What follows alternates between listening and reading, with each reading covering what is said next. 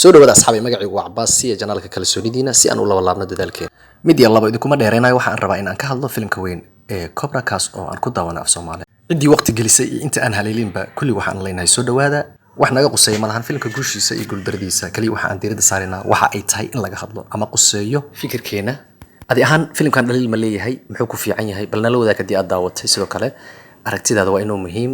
sida aad u aragto channelkan hadii ay tahay maanta markii ugu horeyso aad daawato muuqaal halkan la soo dhigay fadlan nasiib supportingkaaga ama na taageer si aad qayb uga noqoto horumarka iyo guusha channelkeena oo aan waqti fara badan gelinay welina aan diyaar u nahay in aan soo gudbino wax kasta oo xiisi gelin karo qofkana daawanayo waxaan aad ugu faraxsanahay maadaama aan ahay qof dhalinyaro ah in dadka i daawanaya 80% ay noqdeen dad dhalinyaro ah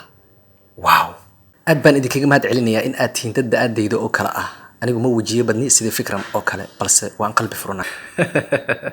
intaas waa kaftan isbarasho mar kale magacaygu waa Cabbaas aan u dadegno mawduuceeni diyaar mu tihiin inoo muujiyo in aad la joogtaan sababtoo ah marka aan kaligay ahay wax aan weeshanay waa adinka